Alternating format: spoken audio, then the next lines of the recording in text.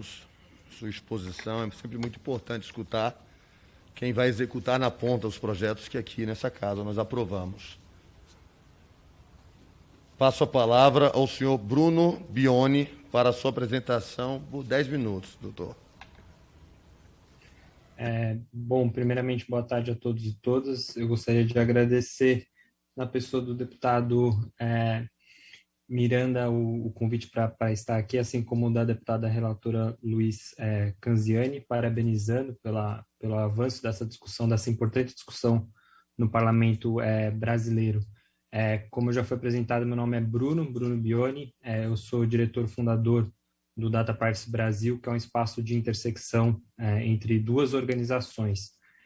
Uma escola que forma profissionais nessa área de privacidade, proteção de dados pessoais e regulação em novas tecnologias, e de uma associação de pesquisa que produz, conhecimento teórico e empírico também, justamente nessa intersecção de governança e novas tecnologias.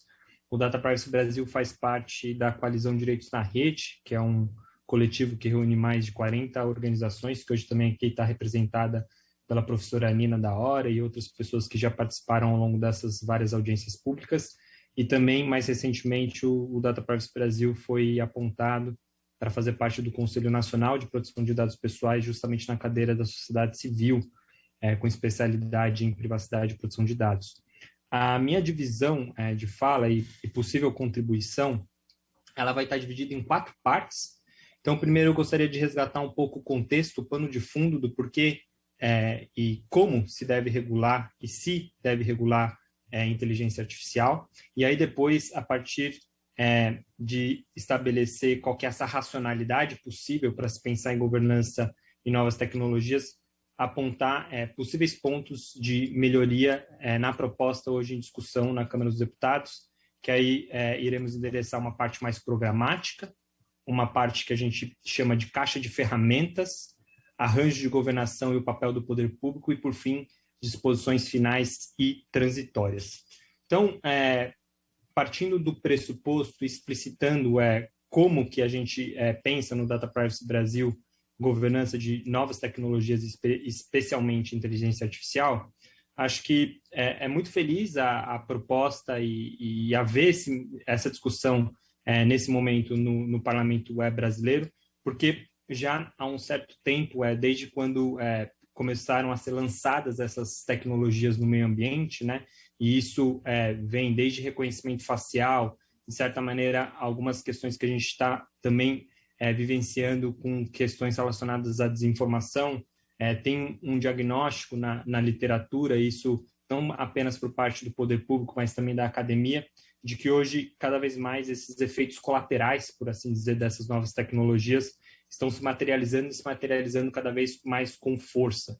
E aí aparecem basicamente 2 estratégias para se pensar a regulação e a padronização de comportamentos, quando a gente está falando de inovar e pensar inteligência artificial nos circuitos decisórios das nossas vidas. Uma primeira que é mais uma perspectiva de soft law, em termos bastante didáticos e simplórios, onde que a gente percebe um avanço, sobretudo, de códigos de boas condutas, muitas práticas relacionadas à autorregulação, e o discurso é muito alavancado pela definição de padrões éticos nesse campo, Então, seria uma interferência mais tímida, pelo menos em termos de padronização de possíveis comportamentos. E uma outra estratégia, de um outro lado, e que talvez esteja mais colada ao olhar para uma possível lei que pode definir alguns padrões de conduta para o desenvolvimento e desenvolvimento de inteligência artificial, que seria uma coisa mais chamada, digamos assim, de uma hard law, de pensar leis e instituições para além de códigos de boas condutas, padrões éticos, que teriam uma baixa eficácia normativa e de coercibilidade para tentar se organizar esse desenvolvimento econômico e tecnológico. Me parece que a proposta hoje que nós estamos debatendo, ela está, por assim dizer, na intersecção entre essas 2 estratégias antes mencionadas. E por que isso? Porque apesar de ser uma lei e prever alguns padrões de comportamento e até mesmo algum grau de institucionalização, quando se extrai de uma leitura detalhada do texto, se percebe que desde a definição dos princípios e até algumas questões relacionadas a algumas ferramentas para a regulação, o projeto de lei acaba tendo uma baixa normatividade, digamos assim, porque acaba se verificando pelo próprio texto e possíveis redações, algo que muitas vezes se inicia o que viria a ser um padrão de comportamento, padrão de conduta, mas não efetivamente como que isso poderia ser alcançado, né? E aí a gente consegue extrair um pouco desse diagnóstico, e aí vem um pouco das nossas sugestões, ao menos em 4 partes do texto como um todo. Primeiro, na parte programática, digamos assim, que se resumem principalmente aos artigos 3º e 5º. No nosso entender, é importante avançar numa definição do texto onde que possa ser equilibrada a gramática do ponto de vista não apenas de entender quais são os interesses e impactos econômicos de inteligência artificial, mas também do ponto de vista de direitos humanos e fundamentais, né? E aqui até se valendo daquela experiência que a gente já teve, seja quanto à Lei Geral de Proteção de Dados Pessoais ou Marco Civil da Internet, a gente poderia equilibrar isso, tanto em termos de ponto de vista quantitativo, mas também qualitativo. Expressões como autodeterminação, cidadania, livre iniciativa, concorrência, proteção e defesa do consumidor são partes programáticas que a gente entende que no texto hoje em discussão poderia ser melhor refinado. Segunda parte, quando a gente olha um pouquinho mais especificamente sobre normas, digamos assim, que poderiam normatizar um pouco mais a fundo esses padrões de comportamento. E aqui, endereçando primeiramente o artigo 6º, que trata dos princípios, né? E ali são mencionados vários deles. A gente entende que também daria para avançar e, sobretudo, traçar princípios que, no ponto de vista de governança de tecnologia e inovação, eles têm se mostrado como ferramentas potentes. Por exemplo, o princípio da prevenção e princípio da precaução. Parecem que também são princípios que poderiam ser enunciados nesta proposta que hoje nós estamos debatendo. Segunda ferramenta, e aí dialogando com o que já foi dito pela professora Isabela Ferrari e também por outras participações nessas audiências públicas, que é a ferramenta de avaliação de impacto ou de relatório de impacto.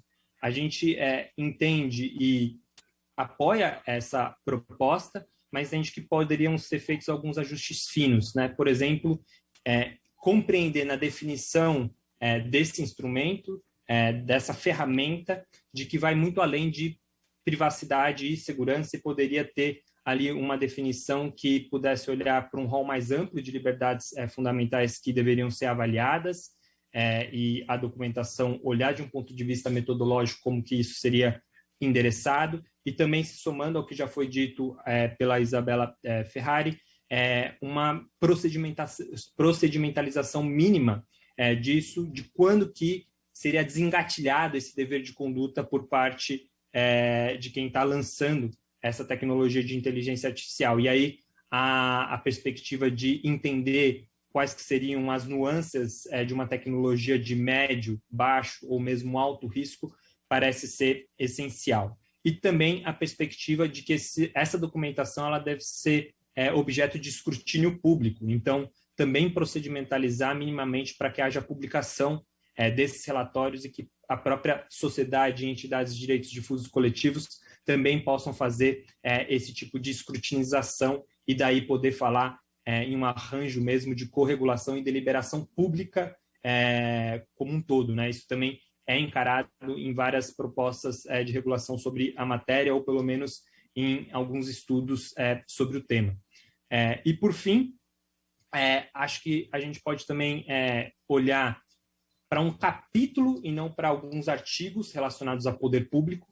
Isso encontra ressonância, por exemplo, no Marco Civil da Internet, onde tem uma sistematização e o reconhecimento de que, para além da lei, é necessária uma política pública, é necessário participação do Estado, e isso pode se desdobrar num capítulo onde que a gente possa melhor sistematizar isso, tanto para reforçar arranjos de governança multissetorial, como até mesmo, eventualmente, se for o caso, a criação de um conselho para isso, mas já reconhecendo aquilo que a gente já tem, né? Comitê Gestor da Internet, Conselho Nacional de Proteção de Dados Pessoais, e uma coisa que nos toca em particular, que é a perspectiva do poder público, ele também reforçar a lei de acesso à informação, abrir dados e possivelmente estabelecer algo que tem sido chamado de data trust, né? Repositórios de dados, onde que você conseguiria, através da abertura dessas informações, quebrar barreiras de entrada, sobretudo para atores e agentes econômicos nacionais, que muitas vezes não encontram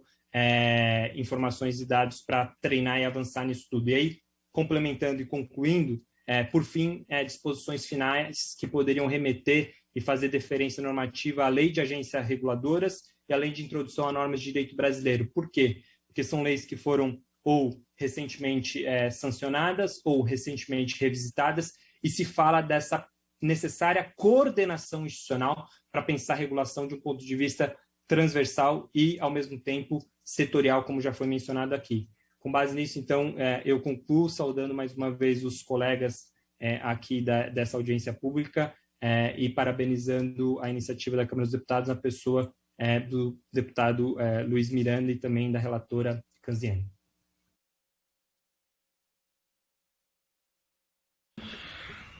Eu que agradeço.